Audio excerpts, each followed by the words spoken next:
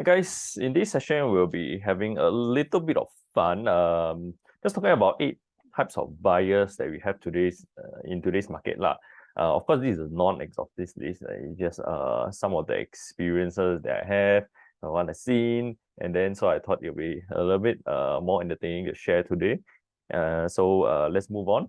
Whatever I share today is just based on my point of view and my own sharing, doesn't represent any other people. So even any coincidence, please it's just purely, well, coincidental. Well, let's see. The first buyer we are talking about is the impulsive buyer. These are the kind that they walk inside the show flat. The first of all, wow, everything nice, this one nice. And then before you know it, maybe this is the first show flat that they walk in. And they buy already. So they can just walk in and buy. They don't think so much. Sometimes this can be a good and bad thing. Sometimes when you think too much, it will burden you. But sometimes when you don't think, it becomes like or you just purely emotions kind of a buyer. And it can go both ways. Either you can be very wildly successful, or you can be wildly total failure when it comes to if you are looking for an investment. And that is definitely, I will say, maybe this kind is more of like a buy for own stay. It's definitely not an investor. If it's an investor, usually they don't behave like this. So I've seen a couple that are like this. They just walk inside the show flat and then that's it. They come out with an OTP. These are the scariest kind of buyers. Why I put this picture is because for those of you who know, Michael Jackson is one example. He just go inside an antique shop. Just go and buy. Oh, I like this. Oh, this looks so nice. Even though his money is like draining fast, but he just likes and buys whatever he wants.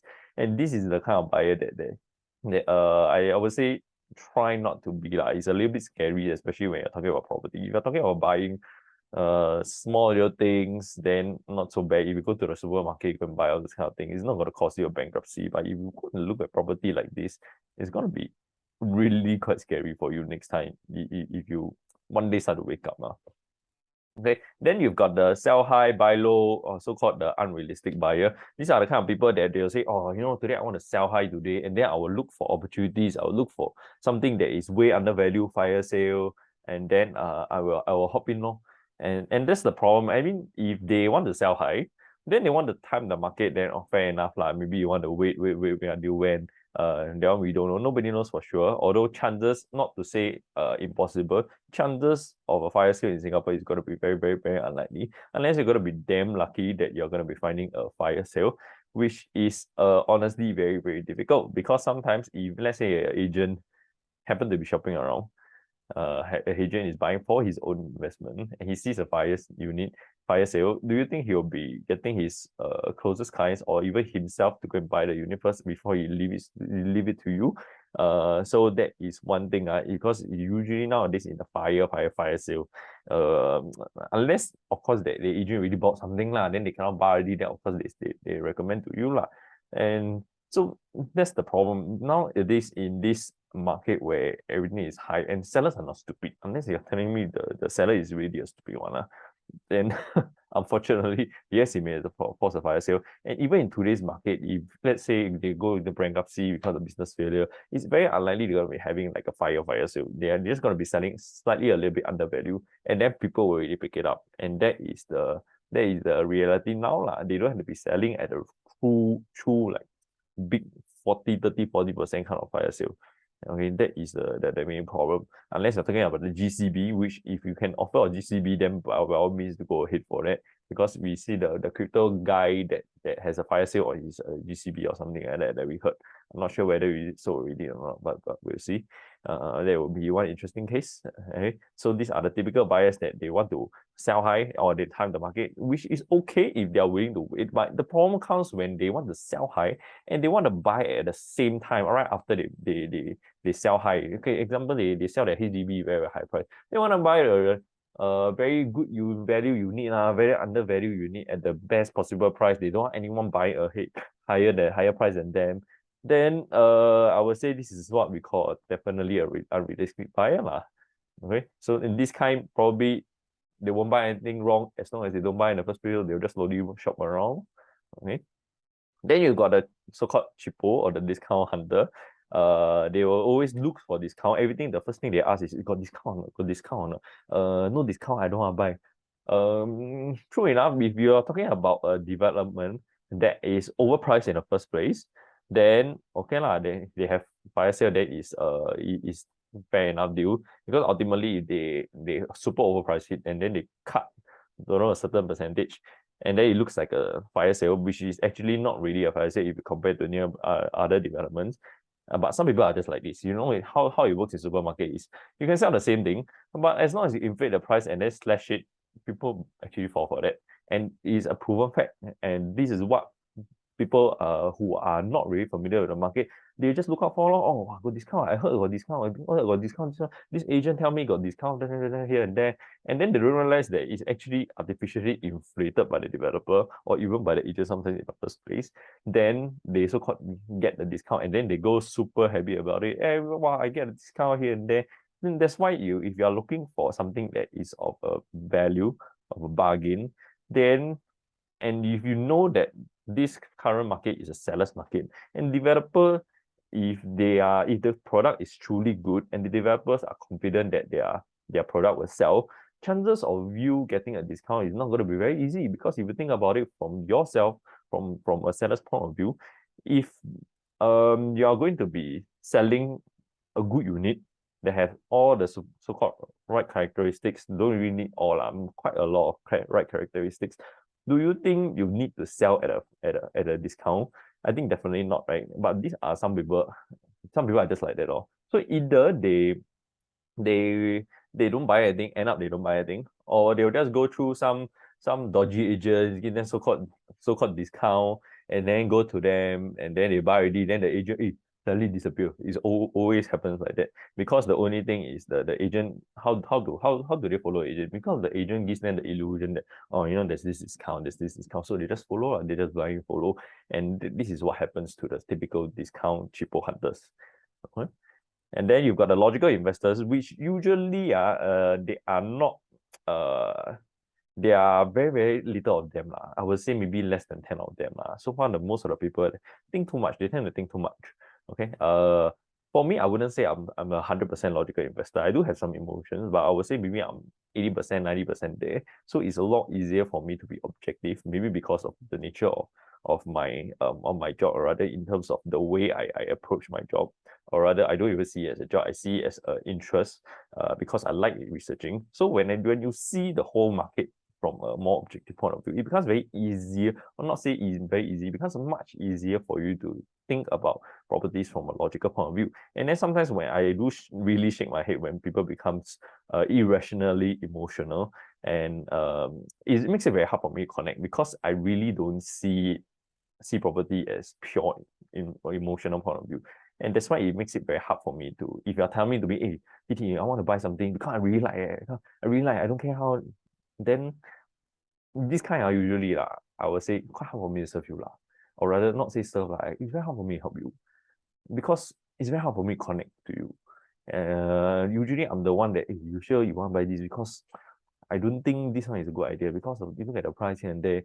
Whereas some people is like, no, I don't care, just because I like this, this doesn't look okay, it's okay if you don't make money, or this kind is, sometimes I would rather drop the client, because it makes it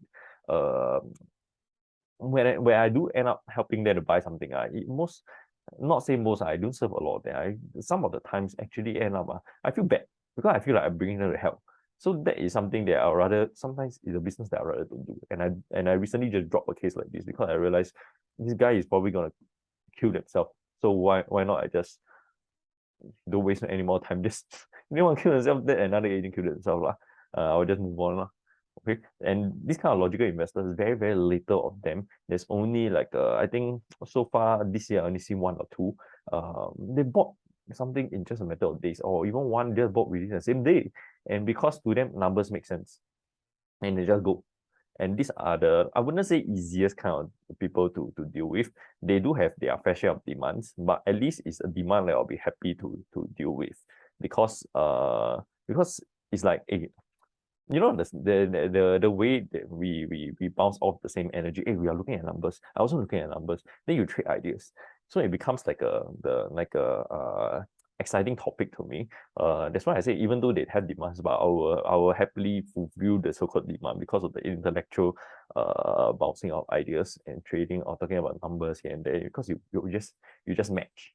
Okay, these are the kind of the typical kind of investors that I would love the most lah. And unfortunately, the thing is that a lot of people think that they are the logical investors. Hey, I don't need to stay in this property. But when you ask them, right, hey, but this one this one not good about this. I realize I don't like this area. And then I real straight away I know when they tell me it's a pure investment and they talk to me about this here and they don't like this and that. I know these are not definitely far from the logical kind of investors. Like I said, less than 10% of them, definitely way less than 10% of them in this market. Okay, and these are the guys that usually make the most amount of money. This one is the I don't know what I want. Indecisive buyers, they have no idea absolutely what they want. This is the kind of example that I was talking about just now.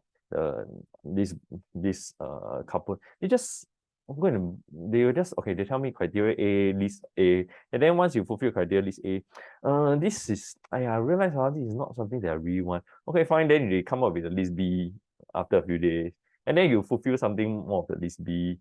Something I realize this is not something that I want. Oh, this kind is what I call a waste of time lah. Because it's not that I'm not willing to serve, but it's like I really don't understand you because you don't even understand yourself. And that makes it very difficult for them to make a decision. And these are the kind of people that may end up not buying anything, or they will end up buying something that end up a few years down the road, they realize they don't want. But the thing is, when they buy, they think that they're going to stay there forever. And I think it happens way more common, way more usual lah. It happens quite often, this kind of people. Okay, and then you've got an emotional buyer, which is quite similar to the previous one.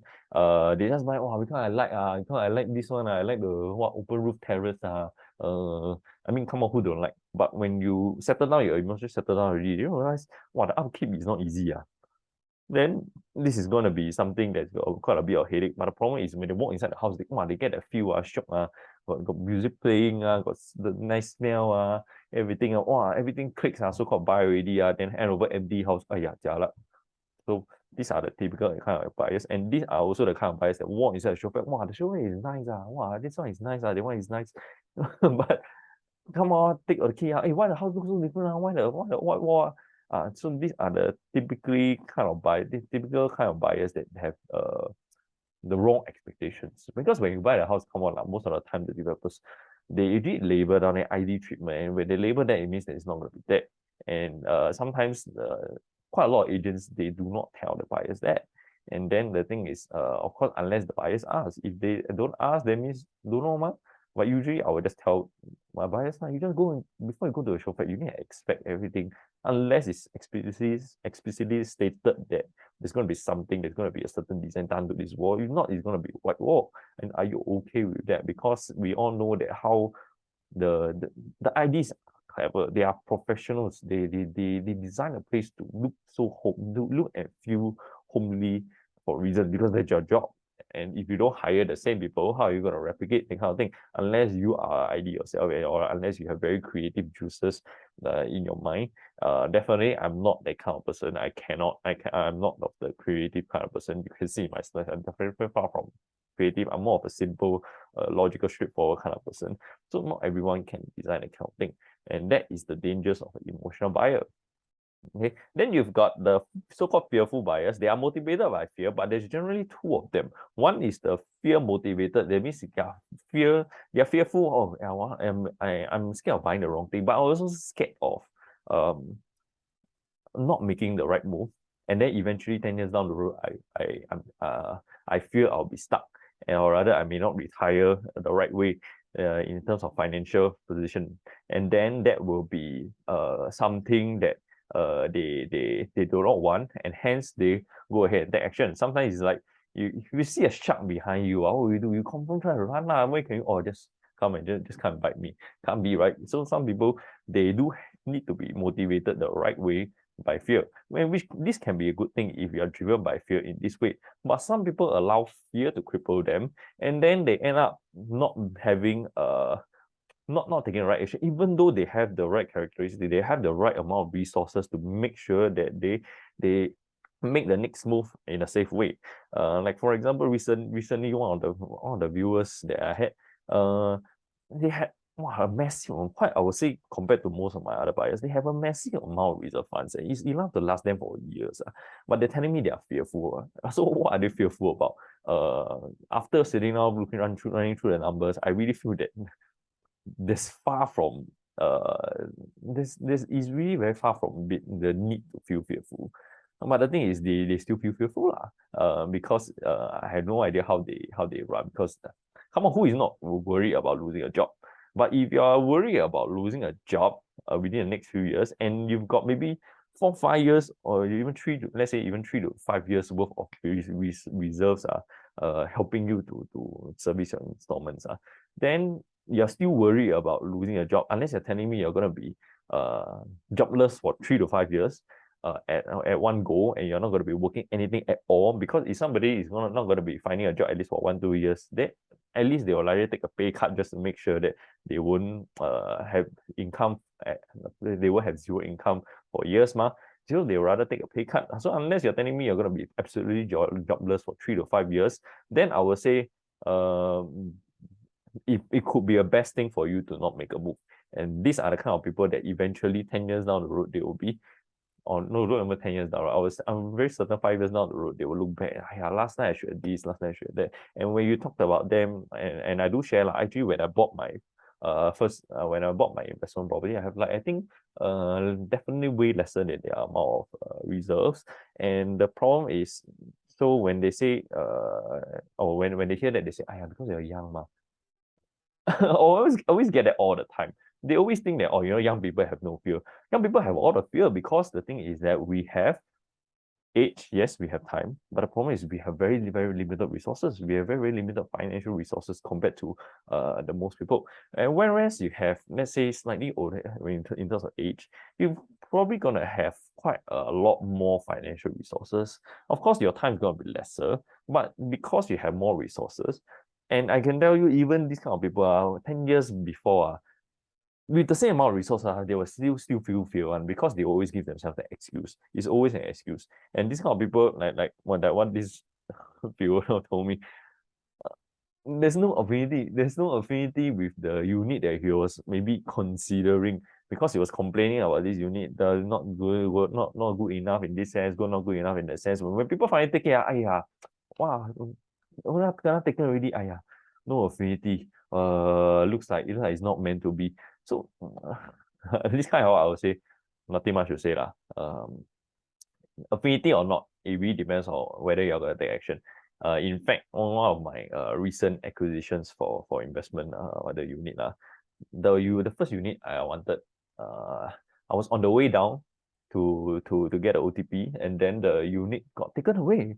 And then the next unit, I was thinking, okay, 15 to 20 minutes later, we decided to take maybe one floor lower. And guess what? It was taken away while we were writing a check again. So did we just give up? No. Actually, we came back another day and looked for the third unit. And then after quite a bit of time, after quite a little bit of hurdles, we managed to get the unit. So is there affinity? No, I didn't have affinity over the first 2 units. Some more, it's not even 1 unit, but we managed to get the third unit. Okay, so whether affinity or not, I don't believe in that. I always believe that if you want to take action, there's no excuses. And that's as simple as that. And that's why when it comes to fear, you have the positive fear and you also have the negative fear. Okay, and then you've got the last buyer, which I would say the delusional buyer. They want everything cheap and good, and so everything must fit their criteria. It must be freehold, it must be maybe 1,000 2,000 square feet, it must be near MRT, it must be near bus interchange, must be near mall, must be below 1 million, must be must have helicopter pad on their top, must have cruise ship at their below their house, must have everything, must have that, must have president serving them, everything within for less than $1 million. And that is the kind of delusional buyer, and these are the kind of buyers that they will never find anything that they will need, and they'll just happily for now sit where they are staying, and then look back 5 to 10 years down the road, last time I should have this and that. Okay, so that is all we have for today. Just a fun thing to share. The different kinds of buyers on the market that I find. Sometimes they're a little bit frustrating, but when you think back, it's rather entertaining. So I thought there will be something for us, entertaining for us to share. Okay, so that will be all for today. If you guys have any issues, you need help with looking for the right move or the right investment opportunities nowadays in this tough market, then I would say just text me and I'll see how I can help. Okay, and see you guys. Bye bye.